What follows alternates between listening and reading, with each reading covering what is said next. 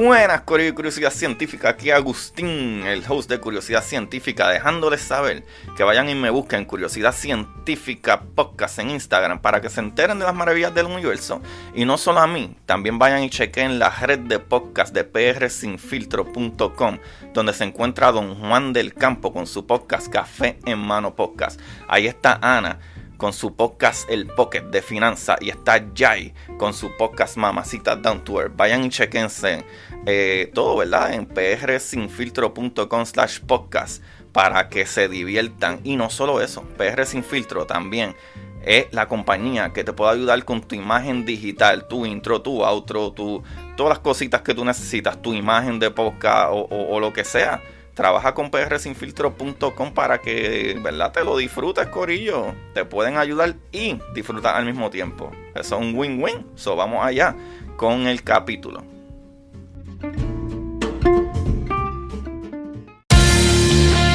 Como dice Marie Curie, en la vida no existe nada que temer, solo cosas que comprender.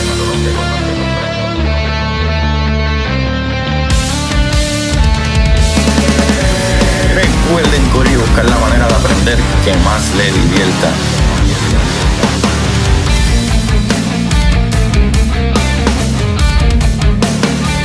Neil deGrasse Tyson dice: nadie que es curioso es tonto. Las personas que no hacen preguntas permanecen ignorantes del resto de su vida.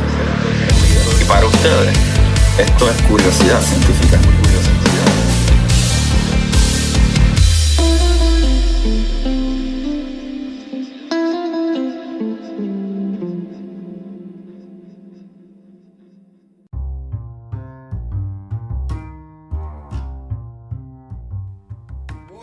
Corillo de Curiosidad Científica, bienvenido otro día más a un capítulo maravilloso.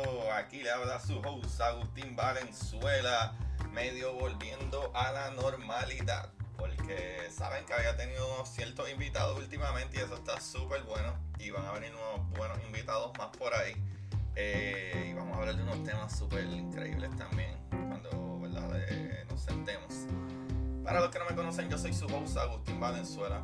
Y corillo, me enorgullece muchísimo el decir que hay más de 100 capítulos. Hay unos 103, 105 capítulos ya. O sea, que si esto les gusta, denle para atrás para que sigan entendiendo cosas nuevas. O vengan de atrás para adelante. O sea, vengan desde el primer capítulo o del segundo. Which, les tengo que decir que mis primeros capítulos no eran muy perfectos porque no tenía una estructura creada muy buena. Pero hay mucha buena información, mucha, pero van a notar que estoy así como que sí, pues esto es de lo que estoy hablando, porque pues quería hacer algo que fuera serio, y lo cual no, mano, en verdad la ciencia es muy divertida para hacerla muy seria. Corillo, bienvenido, y recuerden seguirme en Curiosidad Científica Podcast en Instagram para que se enteren de otras maravillas y noticias de ciencia y cosas, ¿verdad?, que les van a volar la cabeza.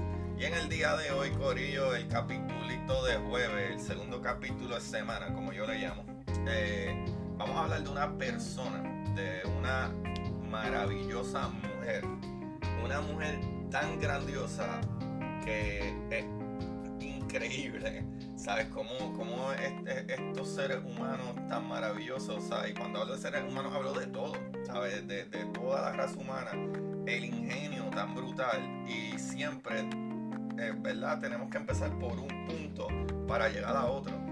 Y gracias a esta mujer y gracias a otros científicos antes de ella, nos traen a las conclusiones y a las contestaciones de qué está hecho, qué está creado, qué es lo que es la materia, qué es lo que hay allá afuera en el universo. Y en este caso voy a hablar de Cecilia Payne-Gaposchkin. Cecilia Payne, ¿verdad? Y su segundo apellido es por su marido, ¿verdad?, Gaposchkin. Pero ella es conocida como Cecilia Payne. Número uno, voy a decir varias cosas de ella que están ridículamente brutales. Primero, es que es la primera mujer, ¿verdad?, astrónoma que se graduó de Harvard. Número 2, corillo, este capítulo vamos a aprender un montón de cosas súper brutales porque tengo que explicarle unas cosas, que eso es lo que me encanta de estos capítulos de biografía, que hablando de estos personajes tan maravillosos, uno aprende un montón de cosas de ciencia y física y química y todas esas maravillas, porque hay que explicar un poquito esa parte de la ciencia para que entiendan qué fue lo que lograron estos personajes que están maravillosos. Y eso a mí me rompe un montón. Corillo, ella fue la que descubrió la composición de las estrellas, de qué estaban hechas las estrellas. Oh my God. Pero lamentablemente, ¿verdad? Se les reconoce ahora, pero en aquel momento el que fue felicitado y whatever por esos hechos fue otra persona, en lo cual entraremos en eso. Pero más brutal todavía es que esta mujer hizo unos logros tan ridículamente grandes. Corillo, pónganse a pensar. Que Cecilia Payne, esta mujer fue la que descubrió la composición de las estrellas, de qué está hecho las estrellas. Y no solo eso, en base a eso que ella descubrió, el cálculo que ella hizo, que la llevó a descubrir como que, no, es que esto tiene que ser 90 y pico de por ciento tal material, tal por ciento este otro material, y lo que queda son sobras. O sea, lo que queda son sobras. Y que de ahí digan como que wow, está medio loco eso, pero de ahí trae a la conclusión de que todo el universo, el material más, ¿verdad?, lleno del universo es este material, el cual no quiero dar medio spoilers ahora, por eso no he dicho el material. Probablemente ustedes me han escuchado hablar de eso en otros capítulos, de cuál es la mayor parte del materia que existe en el universo, es un tipo de gas, y cuál es ese gas. Ya lo sabrán más adelante si no se acuerdan ya por otros capítulos. Corillo, el día de hoy, Cecilia Payne,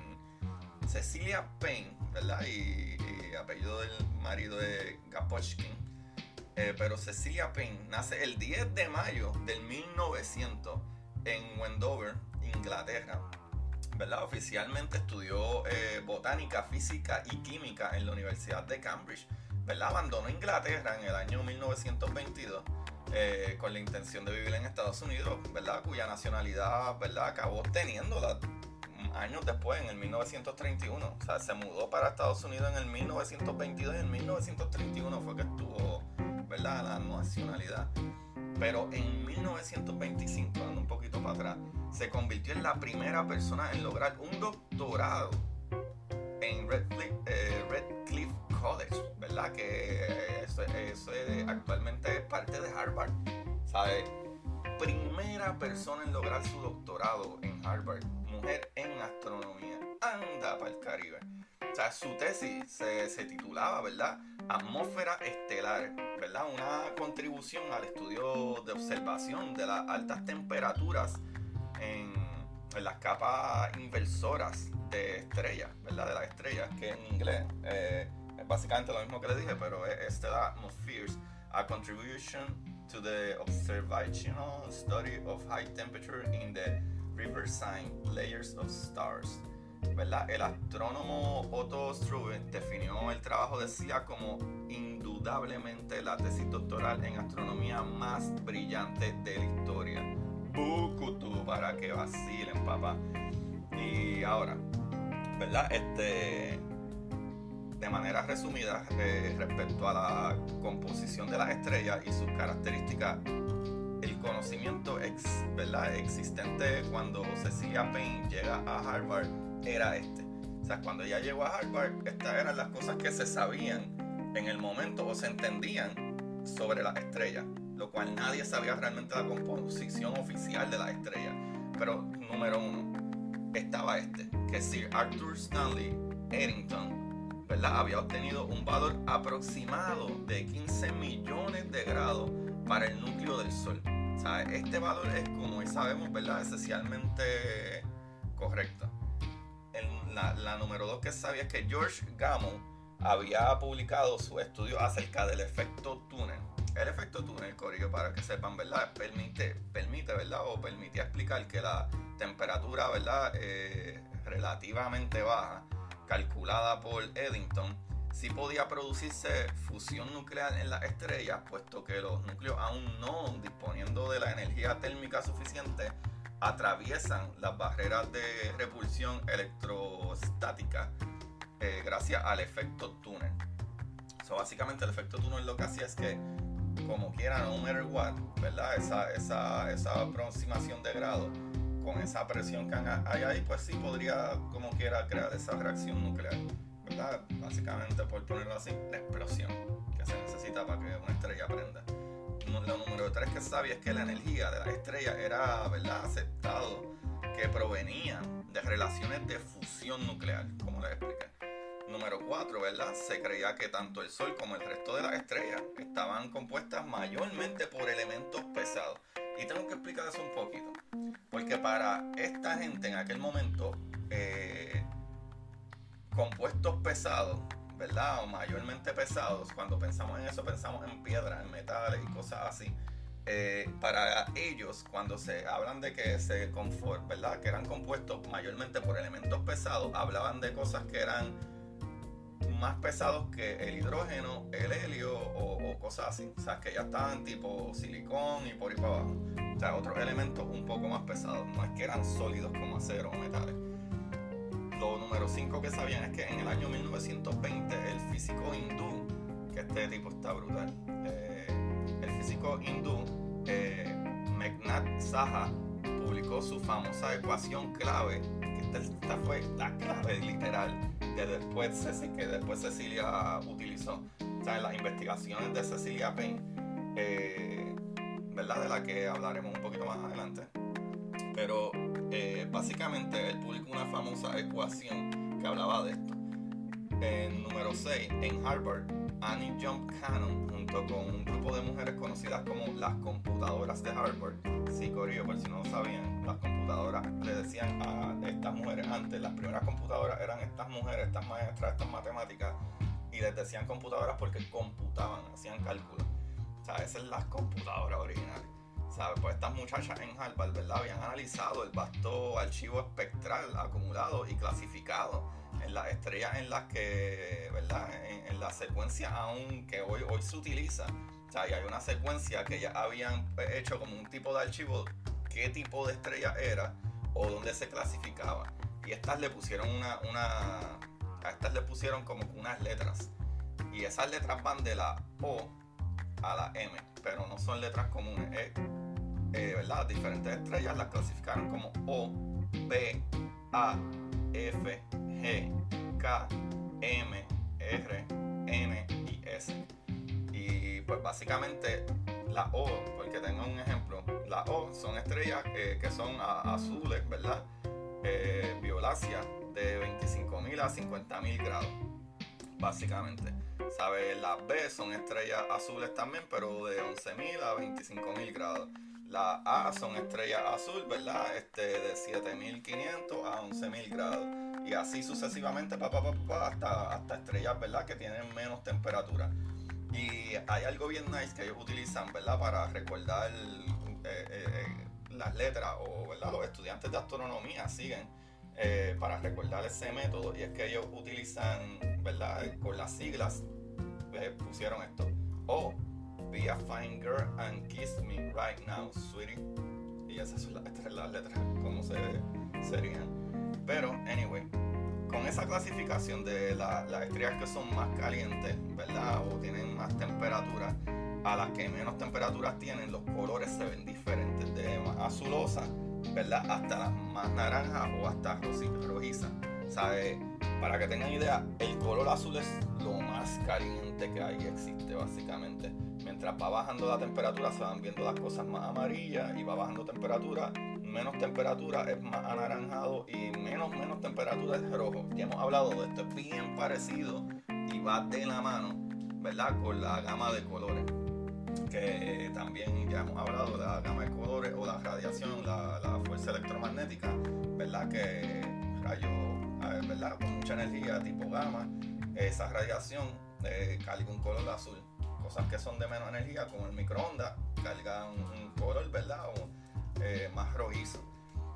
Las estrellas fueron clasificadas de acuerdo a su espectro, pero no existía, corillo, una explicación del por qué los espectros de una estrella eran diferentes a los de otras, ¿verdad?, siendo aceptado que esto se debía a la diferencia, ¿verdad?, o diferente composición de las mismas. O sea, que se creía que las estrellas tenían diferentes espectros o diferentes colores, ¿verdad? Podremos decirlo así, porque estaban hechas de diferentes cosas, corillo. Y entonces fue Cecilia Payne quien con su trabajo revolucionó esta idea. Esto está bien bueno. Ustedes verán, corillo, la clasificación de Cannon, ¿verdad? Podemos decir que puso el broche de oro en una época trascendental de la astronomía que podemos denominar la época de las correlaciones. Esta etapa comienza en el 1860, mucho antes de que Cecilia llegara. Pero para este tiempo, cuando los astrónomos empiezan a describir las estrellas en términos de su espectro, ¿verdad? Relacionando estos con todos los datos conocidos sobre las estrellas en aquel momento, ¿verdad? Que esos datos relacionados es que el color, el brillo aparente, el movimiento y etc. Los astrónomos dedican todo su esfuerzo a clasificar y reclasificar las estrellas con la esperanza de encontrar conocimiento sobre la naturaleza del universo. Y pues así, ¿verdad? Poco a poco sabes que es la que hay.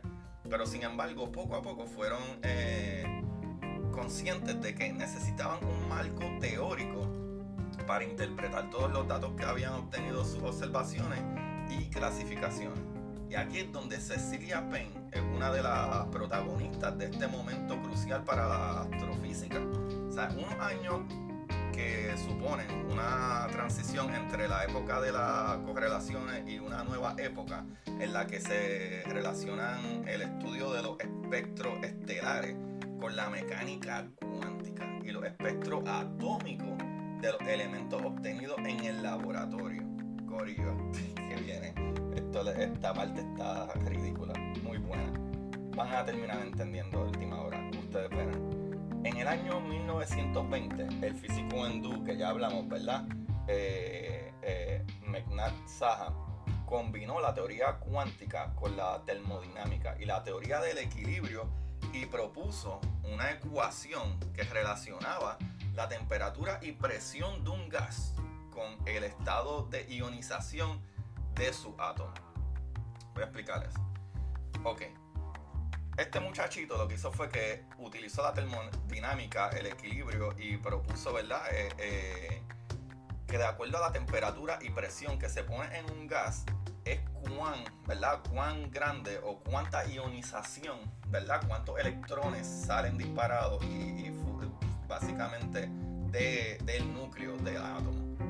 ¿Sabes? Cuando tú tienes una reacción nuclear, ¿verdad? O tú tienes una energía que hace que ese electrón diga, ya déjame quieto, y sale brincando y se va del cuarto porque se molestó y extrae la puerta y hace un ruido y sale volando por ahí porque no quiere, ya, me va a seguir empujando, ya, déjame quieto ya, y lo que hace es que empuja para atrás y con ese empujón está las manos de los electrones, básicamente esas manos lo que son luz y son chispas y son reacciones nucleares.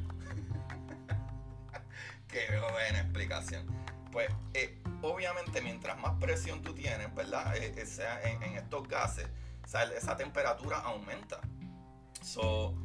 Estas ecuaciones podían emplearse para estudiar, ¿verdad? Un espectro de una estrella y a partir del conocimiento de la intensidad relativa de las líneas de los elementos de distintos estados ionizados, de verdad, de ionización, ¿verdad? Dependiendo de los distintos estados de esa ionización, deducir la temperatura y la presión de la atmósfera de esa estrella.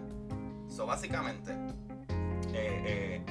esta ecuación explicaba, ¿verdad?, de qué estaba sucediendo a partir del conocimiento de la intensidad relativa, ¿sabes?, de estas líneas de los elementos en los distintos estados de ionización, ¿verdad? Con esto podía deducir la temperatura y la presión en esa atmósfera, o sea, en esa estrella. Pero la teoría de Saha supuso el primer vínculo entre física teórica y resultados físicos de laboratorio y observaciones astronómicas. ¿Sabes? Él fue el primero que dijo, hay una relación aquí entre estos materiales. Pero ¿qué está pasando en verdad? Y ahí es donde entran estos dos muchachitos, que en 1923, ¿verdad? En 1920 fue Saha el que propuso esa de la correlación entre temperatura, presiones de gases y cuánto ionizan. ¿Sabes qué efecto tiene ionizante de eso? Y después en 1923, John Milne y Ralph Fowler llevaron a cabo una reformulación de la teoría de Saha, aplicando de manera sistemática la mecánica estadística, y demostraron que el criterio de la intensidad máxima de las líneas de absorción era mucho más fructífero para dar información sobre los parámetros físicos de las atmósferas estelares que el criterio empleado por Saha, que consistía en la aparición marginal o desaparición, ¿verdad?, de estas líneas. Y aquí voy a citar a Milne. Y Milne dice: Saha se había concentrado en las apariciones y desapariciones de líneas de absorción en el espectro estelar, ¿verdad? Estando Fowler y yo discutiendo esto, de repente se me ocurrió que las diferencias entre la intensidad máxima de, por ejemplo, las líneas de Balmer del hidrógeno del espectro de una estrella se pueden explicar fácilmente por la consideración de que a las temperaturas más bajas existen muy pocos átomos excitados para dar absorción apreciable, mientras que a las temperaturas mayores existen muy pocos átomos neutros y por lo tanto no se produce ninguna absorción. Las siguientes imágenes, ¿verdad?, que yo vi ¿verdad?, en internet, pueden buscarlas, ¿verdad?, como que fundamentos de astrofísica estelar, y les van a explicar básicamente lo que yo les he explicado de básicamente ¿verdad?, esa gama de colores de la temperatura. Y básicamente cuando tú tienes, en este caso, por decir un gas como el hidrógeno frío, ¿verdad?, se absorbe en luz ultravioleta y no es visible, ¿sabes? Pero sin embargo, ¿verdad?, material, o en este caso hidrógeno tibio, se absorbe en luz visible, ¿verdad?, o la energía visible. Y entonces, ¿verdad?, el hidrógeno caliente en este caso no se absorbe nada. ¿Qué quiere decir esto? Que al tener más energía suelta, ¿sabe?, todo, no se queda con él, ¿sabe?, va soltando radiación, por ponerlo así. So, básicamente aquí es donde entra la grandiosa y maravillosa mujer Cecilia Payne. Cecilia Payne fue contratada en el observatorio de Harvard por Harold Shapley, y su trabajo, ¿verdad?, supervisada por el célebre astrónomo Edward Russell. Aplicó los métodos de Fowler y Milne al enorme archivo espectral de Harvard. Ella se metió allí y dijo: déjame leer todas estas cositas estos muchachos tienen aquí, porque estos muchachos tanto que hablan y no acaban con esto. So, ella comenzó a centrarse, por, ¿verdad?, sugerencias de Russell, en las estrellas gigantes, calculando dónde deberían aparecer las líneas del hidrógeno a distintas temperaturas. Corillo, aquí viene lo sorprendente. Payne observó que las diferencias que se observaban entre los espectros de distintas estrellas, o sea, entre la clasificación de las distintas estrellas, porque eran unas más azules, unas más rojas y unas más de otros colores, o porque se veían diferentes si estaban hechas, spoiler alert, de lo mismo. Payne observó que las diferencias que se observaban entre los espectros de distintas estrellas correspondían a diferencias de temperatura entre ellas. Eso está brutal, lo que, ¿verdad?, provocaba diferentes grados de ionización y no a diferente, ¿verdad?, no una diferencia de su composición. El siguiente paso fue calcular la composición de las estrellas, y aquí encontró resultados sorprendentes, corillo. Por ejemplo, la temperatura de la superficie del Sol, ¿verdad?, unos 5800 Kelvin, y de acuerdo a la composición ¿verdad?, que se estimaba entonces, en aquel momento, todos los átomos de hidrógeno y helio deberían haber perdido su electrón, convirtiéndose en iones, y por tanto no dando la línea de absorción correspondiente. Sin embargo, el espectro del Sol tenía una muy fuerte representación precisamente para las líneas de estos elementos. Payne calculó la abundancia de átomos de hidrógeno necesarios para proporcionar esta intensidad de línea a esta temperatura, y la cantidad que obtuvo era enorme, ridícula. ¿Sabe? En las estrellas debería haber ¿verdad? Una concentración de hidrógeno y helio superior al 98% de su masa total, corillo. Ella dijo, espérate, ¿verdad? Se lo voy a explicar ahora en palabras sencillas.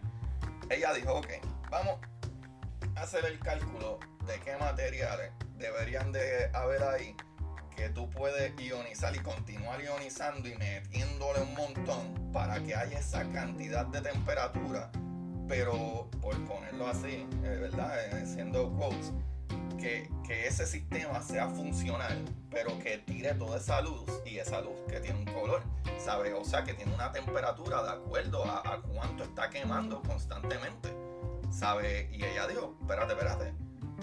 Pues aquí entonces hay un problema. Es que esto no está hecho de materiales pesados, que como le dije ya, materiales pesados para ellos eran a lo mejor gases como quiera, pero no gases de un átomo o, ¿verdad?, de un protón o de dos protones, que es como el hidrógeno y el helio. A lo mejor gases más pesados como el oxígeno, ¿sabes? Que tiene 8 protones, ¿sabes? Eso es básicamente pesado para ellos. Pero ella dijo, no pueden ser eso. Tienen que ser este tipo de material. ¿Por qué? Porque tienen un solo electrón o 2 electrones que se pueden ionizar. Son materiales o átomos o elementos más sencillos y mucho más fáciles de ionizar.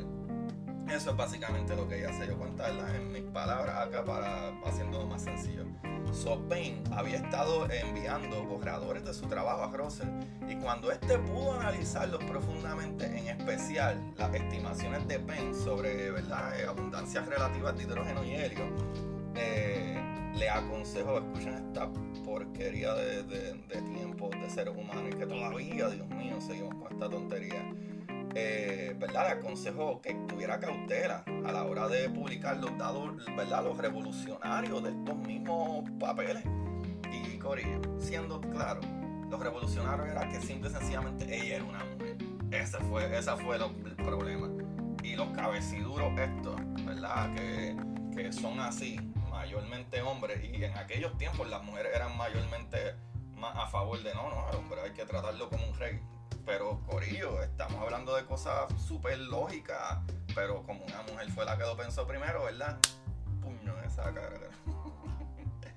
Pero corillo, él le aconsejó que tuviera cuidado de acuerdo a los revolucionarios, que era esto mismo. Entonces Russell, a pesar de aceptar la validez y rigor científico de las técnicas y los cálculos empleados por Payne, afirmaba que, y estoy haciendo un quote, es claramente imposible que el hidrógeno sea 1.000.000 de veces más abundante que los metales. Y, ¿verdad?, los astrónomos, como dije ya, que llaman metales a elementos más pesados que el hidrógeno o el helio, pero pueden ser gases de los que hablaban de materiales más pesados. Pero entonces Payne asumió, ¿verdad?, las razones de Russell, ¿verdad? Y en su tesis presentó sus conclusiones como una consecuencia directa de la metodología empleada, y afirmó, citando como fuente a Russell, ¿verdad? Ella citó como fuente a Russell en su paper que sus resultados sobre la abundancia de hidrógeno y helio en las estrellas eran, y cito, casi seguro no reales. A pesar de su oposición, Russell aprobó la tesis de Payne en su totalidad. Corillo, pónganse a pensar.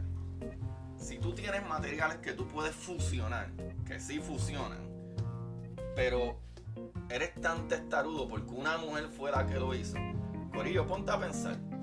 Si tú tienes material que es flamable, que enciende, que es químicamente volátil, hace más sentido que eso sea lo que está funcionando, no algo que no es ¿verdad?, volátil o no funciona, ¿sabes? O fisiona, ¿sabes? Los dos. Corillo, mira que, ¿sabes? Esta mujer hizo los cálculos, hizo la referencia, hizo el trabajo, puso el paper, es aceptado, pero ella misma, para evitar problemas, tuvo que poner como que, es casi seguro que esto no es real, pero ahí se los dejo como que mi ideita. Díganme ustedes, muchachos. Oh, María, ay, qué bueno que sí fue cierto. Payne, la dura, Dios mío. Qué mujer más freaking brillante, mano, qué brutal. Corillo, Russell estaba, ¿verdad?, desconcertado por estos resultados, llegando a afirmar que a menos que exista un efecto no reconocido, efecto en este tema no es fácil comprender cómo una tan pequeña proporción de átomos excitados, ¿verdad?, que él consideraba que era lo que había en la estrella, pueden producir la fortaleza de las líneas observadas. O sea, cuando hablan de las líneas observadas, que he hablado de las líneas todo el tiempo, esa luz, esa radiación, ese brillo que tienen, ¿verdad? Ese brillo que sale de allá de la estrella. Como que, wow, cómo es que cosas que son tan pequeñas, ¿verdad? Estos átomos pequeñitos, que es una proporción muy pequeñita que hay en la estrella, ¿cómo es que pueden brillar tanto? Pues porque están mal, corillo, están mal, y lo real es que casi todo es hidrógeno y helio. Pero las cosas siempre mejoran, gracias a Dios. Pero pues, finalmente Russell confirmó los resultados de Payne usando argumentos independientes basados en la física del átomo de hidrógeno. Y puesto, ¿verdad?, que la opinión de Russell era entonces muy considerada, toda la comunidad científica aceptó que efectivamente, y tal y como, ¿verdad?, había descubierto Cecilia Payne-Gaposchkin en la estrella, y por tanto en el universo alrededor del 90% de los átomos eran hidrógeno y más del 9% restante estaba constituido básicamente por helio. Todos los demás elementos, desde el oxígeno al calcio, al hierro y todas esas cosas, eran solo microcontaminantes del cosmos, papá. Sin embargo, toma en la cara ahí. Sin embargo, en aquella época fue Russell el que se llevó los aplausos por el descubrimiento de la superabundancia del hidrógeno. ¿Qué clase de...? Pero en realidad, ¿verdad?, él fue quien persuadió a sus colegas para que aceptaran esta realidad. Ahora yo no estoy seguro si Russell, ¿verdad?, eso lo estaba pensando, que si fue como que él no quería que ella sobrepasara a él, pero él sabía que estaba bien lo que ella estaba diciendo y que era así, o si fue una manera de él como que medio ayudarla y pasarle la manito enfrente de los otros científicos que no iban a aceptarlo porque ella era una mujer. Y pues como que él dijo, diantre, eso está súper bien, pero trata de esconderlo, y yo voy a tratar de, ¿sabes?, tirar mis opiniones aquí y allá para persuadir a estos zánganos que no creen en ti. Y pues, si lo hizo de esa manera, qué bueno. Si lo hizo de la manera como que no trates de pecarme, es un infeliz. Pero corillo, anyway, en realidad, ¿verdad?, fue él el que básicamente hizo que sus colegas se lo creyeran. Cecilia Payne, corillo, falleció en el año 1977. O sea, algunos años después de su muerte, la American Astronomical Society la homenajeó con el más alto honor, ¿verdad?, que se otorga en esa sociedad. Irónicamente, para que sepan, consistió en el premio Henry Norris Russell, que cochines. Pero por lo menos la reconocieron después de muerta. En vida no la reconocieron. ¿Para qué vale el premio después de muerta, corillo? Para nada.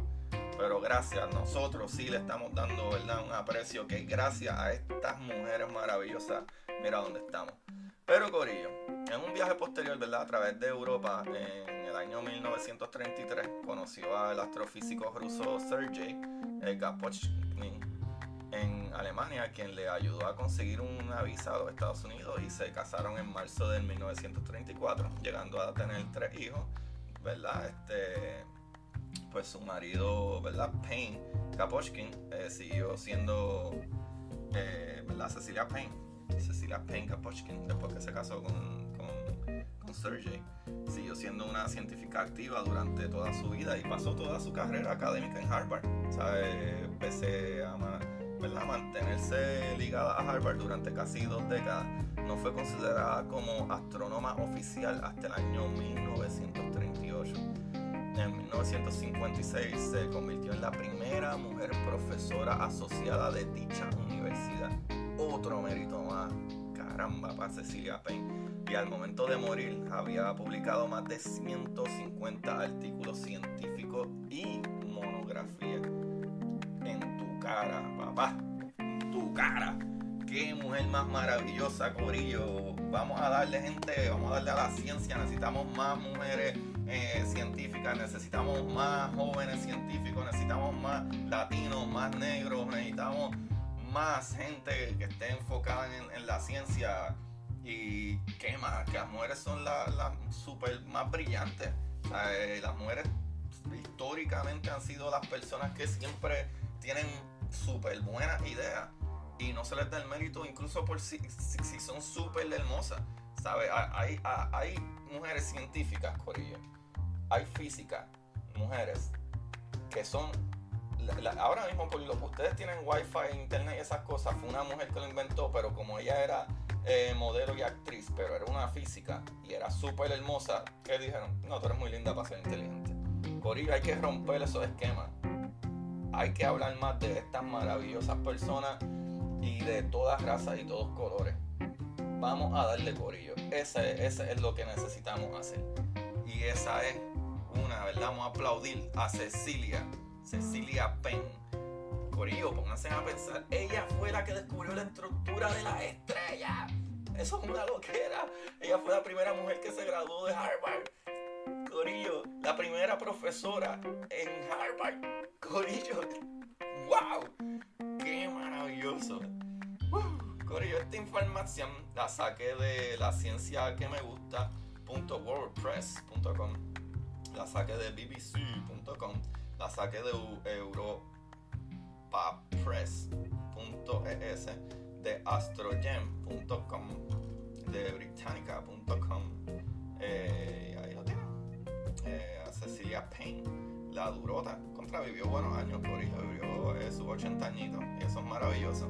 Creo que aparte de su biografía, de quién ella fue y lo que logró, toda esta información sobre cómo, ¿verdad?, descubrimos, ¿verdad?, cómo, de qué materiales estaban hechos las estrellas y entender el por qué nos dimos cuenta de eso, creo que fue brutal en este capítulo. O sea, esto es un win-win. Corillo, gracias por escucharme cada semana. Denme un rating en Apple Podcasts y esas cositas así, mano, me ayudan mucho, y compartan estos capítulos. Y cuando escuchen el capítulo, comenten, ¿sabes? Taguen, ¿verdad? Pues whatever que estén utilizando. Si están escuchando en Spotify, dale share, bien share por lo que lo vas a postear en Instagram, postearlo en tu historia, y tagueame a mi Curiosidad Científica Podcast en Instagram para yo seguir dando para adelante y para que más gente se entere de esto, y me ayudan de la misma manera. Y los que quieren ayudarme con algo más, vayan a teespring.com y busquen Curiosidad Científica y se compren una camiseta ahí, o pueden ir al link abajo y aportar, ¿verdad?, con su mensualidad y ayuda para cosas como lo que compré, ¿verdad?, como interfase para esas entrevistas que he hecho, que se escuchan brutal ahora. Antes a veces no se escuchaba muy bien el invitado. Sobre todas esas cositas, gracias a ustedes, pues me ayudan y mejoramos esto.